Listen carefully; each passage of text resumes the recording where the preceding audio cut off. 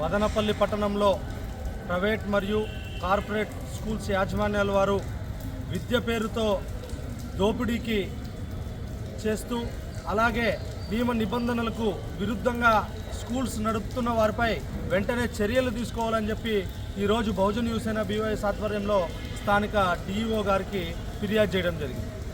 ఈ సందర్భంగా మదనపల్లిలో చాలా వరకు ఉన్న ప్రైవేట్ మరియు కార్పొరేట్ స్కూల్స్ వారు విద్యని వ్యాపారంగా మార్చేసి విద్యని అందించడం ఒక సేవగా కాకుండా కేవలం వాళ్ళ వ్యాపారం కోసం లాగా విద్యను మార్చేసి ప్రజలను మరియు పిల్లల తల్లిదండ్రులను దోచుకుంటున్నారు. సాధారణంగా భారతదేశంలో ఏ రాష్ట్రంలో అయినా కూడా ఫీజు డిటర్మినేషన్ కమిటీ అనేది ఒకటి ఉంటుంది. అలాగే మన ఆంధ్రప్రదేశ్లో కూడా ఫీజు డిటర్మినేషన్ కమిటీ అనేది ఒకటి ఉంది. ఏపీ SCR/MC అని ఒక బోర్డు పెట్టుకొని ఆ బోర్డుకు ఒక చైర్మన్ ఉన్నారు. వాటికి సంబంధించిన IAS ఆఫీసర్లు ఉద్యోగస్తులు కూడా ఉన్నారు. వాళ్ళంతా కూడా ఆ కమిటీ అంతా కూడా మానిటర్ చేసి ప్రైవేట్ స్కూల్స్లో ఏ క్లాస్కి ఎంత ఫీజు తీసుకోవాలా, ఏ క్లాస్కి ఎంత ఫీజు కలెక్ట్ చేయాలని చెప్పి ఒక ఫీజుని నిర్ణయించింటారు. ఏ ఫీజు అయితే వాళ్ళు ఆ కమిటీ వాళ్ళు నిర్ణయించింటారో ఆ ఫీజును మాత్రమే ఈ ప్రైవేట్ స్కూల్స్ వాళ్ళందరూ కూడా కలెక్ట్ చేయాల్సిన పరిస్థితి ఉంటుంది.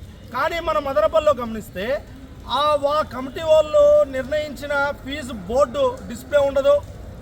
లేకపోతే ఆ ఫీజులు ఎవరెవరు ఎంత ఏ క్లాస్కి ఎంత నిర్ణయించినారో ఆ ఫీజులు ప్రజలకు తెలిసే పనే లేదు, తల్లిదండ్రులకు తెలిసే పనే లేదు. వాళ్ళకి ఇష్టం వచ్చినట్టుగా లక్షలకు లక్షలు వేలకు వేల రూపాయలు ప్రజల దగ్గర నుండి పిల్లల తల్లిదండ్రుల దగ్గర నుండి వసూలు చేస్తూ పిల్లల తల్లిదండ్రులను దోపిడీకి గురి చేస్తున్నారు. అంటే వీళ్ళు ఎట్లా వ్యవహరిస్తున్నారంటే ఎవరైనా పోయి అడిగితే మేము ఆ కమిటీ పైన అట్లా ఫీజుల్ని మానిటర్ చేసేదానిపైన మేము కోర్టులో పోయి స్టే తెచ్చుకున్నాం, ఆ స్టే ఉంది కాబట్టి మేము ఇష్టానుసారం వసూలు చేయొచ్చు అని చెప్పి కరెస్పాండెంట్ వాళ్ళు చెప్పడం జరుగుతుంది. మరి వాళ్ళు కోర్టులో స్టే తెచ్చుకుంటే ఎవరైతే ఆంధ్రప్రదేశ్ గవర్నమెంట్ ఉందో గత ప్రభుత్వం వాళ్ళు చూస్తే దాని గురించి పట్టించుకోవాలా. ఈ ప్రభుత్వం చూసుకుంటే వచ్చి దాదాపుగా 2 సంవత్సరాలు అవుతోంది. ఈ 2 సంవత్సరాల్లో ఈ ఫీజుల గురించి వాళ్ళు స్టే తెచ్చుకొని కరెస్పాండెంట్ వాళ్ళు ప్రజల్ని పిల్లల తల్లిదండ్రులు దోచుకుంటూ ఉంటే దానిపైన కోర్టులో ఏదన్నా ఒక అఫిడవిట్ ఫైల్ చేసి దాని గురించి పట్టించుకునే నాదుడే లేకపోవడంతో విచ్చలవిడిగా ప్రైవేట్ మరియు కార్పొరేట్ యాజమాన్యాల వాళ్ళు పిల్లల తల్లిదండ్రులు దోచుకోవడం జరుగుతుంది. మరొక వైపు ఫీజులు ఇలా ఉంటే ఎక్కడ కూడా మదనపల్లిలో దాదాపుగా 150 స్కూల్స్ ఉన్నాయి. 150 స్కూల్స్లో దాదాపు అన్ని స్కూల్స్లో కూడా ఏ స్కూల్స్లో కూడా సర్టిఫైడ్ స్టాఫ్ అనే వాళ్ళు ఉండరు. అంటే డిఈడి పిఈడి చేసిండే స్టాఫ్ ఎక్కడ కూడా ఉండరు.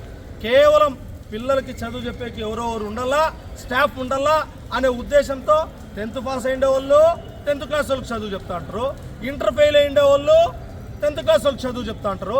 ఇష్టానుసారం చదువులు వాళ్ళ దగ్గర చెప్పిస్తూ పిల్లల జీవితాలతో ఆడుకుంటున్నారు. మరి మరొక పక్క స్టాఫ్ను పక్కన పెడితే ఏ స్కూల్స్లో కూడా వాళ్ళకి రికగ్నైజేషన్ వాళ్ళకి పర్మిషన్స్ ఇవ్వాలంటే కొన్ని రూల్స్ అండ్ రెగ్యులేషన్స్ ఉంటాయి. ఆ రూల్స్ అండ్ రెగ్యులేషన్స్లో ముఖ్యంగా ప్లే గ్రౌండ్ అనేది ప్రతి స్కూల్స్కి ఉండాలా.